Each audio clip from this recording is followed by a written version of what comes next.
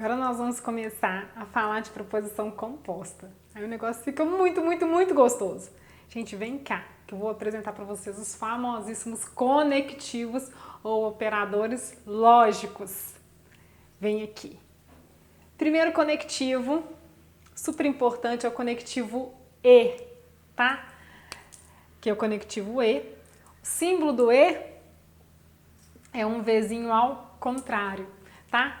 Eu sempre brinco, né, com o pessoal para memorizar, te ajudar a memorizar o E, que é esse símbolo do V ao contrário. Pensa assim, ó, E, ok? Pra vocês nunca mais esquecerem. E o E também ele é conhecido como conjunção, ok? Conectivo super importante, que não só cai como despenca em qualquer banca, ok? Só para vocês entenderem um pouquinho como é que funciona isso, vamos supor que eu chamo uma proposição P de 2 é par. P é o que eu chamo de linguagem simbólica, tá? Por quê? Porque eu estou usando um símbolo, no caso eu usei P, para atribuir essa proposição 2 é par. E 2 é par eu chamo de linguagem corrente, tá?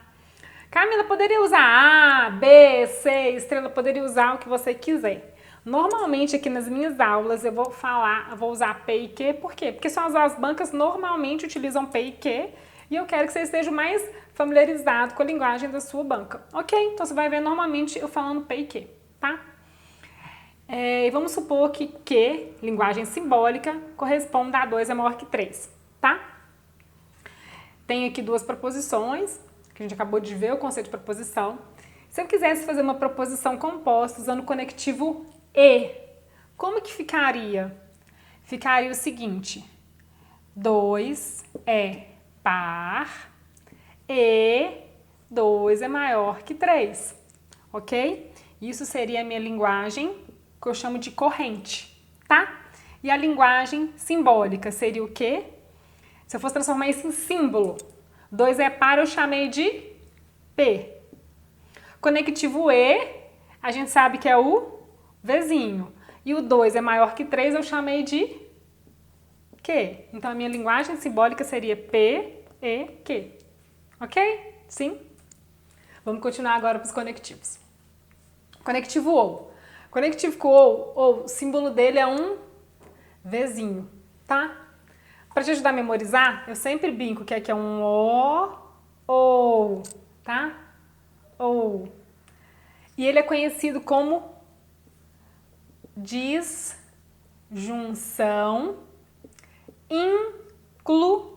inclusiva, ok? Então lembra, OU é o Vzinho de disjunção inclusiva. Vamos fazer a mesma coisa que a gente fez aqui? Vamos supor que eu tenho P, 2 é par e Q, 2 é maior que 3. Como é que ficaria a linguagem corrente usando agora o conectivo OU? Ficaria o quê? 2 é par ou 2 é maior que 3. Ok? E como é que ficaria a linguagem simbólica disso? 2 é par, a gente chamou de P. O OU, a gente sabe que é o Vzinho. E o 2 é maior que 3, a gente chamou de Q. Ok? Então ficaria P, V, Q. Tá? Sim? Próximo conectivo, ou reticências ou, né? Que é o nosso ou. O ou, gente, ele é o Vzinho aqui de cima, só que como ele tem dois ous, você vai acrescentar um tracinho embaixo, ok? Então lembra que é o Vzinho com o tracinho embaixo, porque nós temos dois ous, tá? Ele é conhecido como disjunção exclusiva, tá? Porque ele dá a ideia de exclusão. Gente, fica tranquilo, que daqui a pouco eu vou desmembrar cada um desses conectivos com vocês, tá?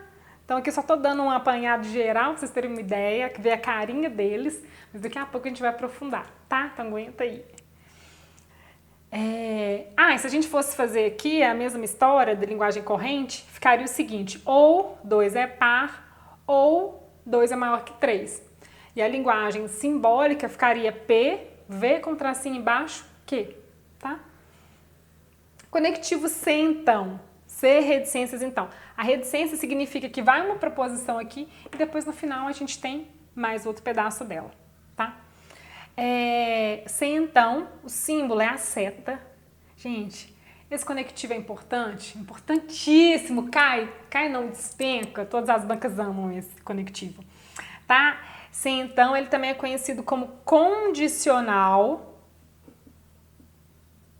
E algumas bancas, como Teste Champad, gostam muito de usar o termo de implicação. E algumas bancas também gostam muito de falar implicação material, tá? Tudo isso está falando da mesma coisa, é a nossa seta condicional, que é muito importante, tá? Se nós fôssemos fazer em linguagem corrente, ficaria se 2 é par, então 2 é maior que 3. E a simbologia ficaria P, a setinha, Q. Mas fica tranquilo que a gente vai ver cada um desses conectivos com muita calma, tá?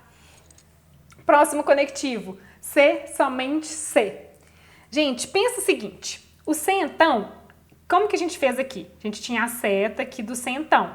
No C, então, a gente tinha somente um C, ou seja, somente um biquinho da seta. Agora, para te ajudar a memorizar o símbolo do C, somente C, aqui eu tenho 2 Cs, não é? Então, se eu tenho 2 Cs, quantos biquinhos que eu vou ter? 2. Ok? Um C, então, um biquinho.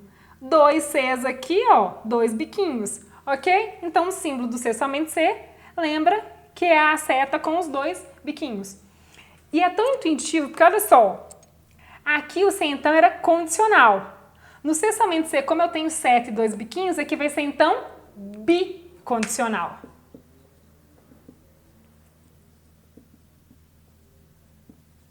Ok? Sim? Ah, Camilo, como é que ficaria aqui se eu considerasse P e Q na minha bicondicional? Eu falaria o seguinte, 2 é par, C somente C, 2 é maior que 3. E como é que ficaria o símbolo? Do P, dupla seta, né, a seta com as 2 setinhas, Q, tá? E por último, o conectivo não, né? O não, ele é o símbolo dele, é o tiozinho, ou então algumas bancas usam uma cantoneirazinha, tá? E ele é conhecido como negação, ok? Então, como que eu iria simbolizar isso? Por exemplo, se eu tenho uma proposição P, se eu fosse usar o conectivo não, seria o quê? Não P, tá? Tiozinho e o conectivo. Ou poderia usar cantoneira P, tá? E a negação, se eu falo que 2 é par, é meu P, não P ficaria 2 não é par, ok? Sim? E aí, tiveram uma ideia geralzona de todos os conectivos?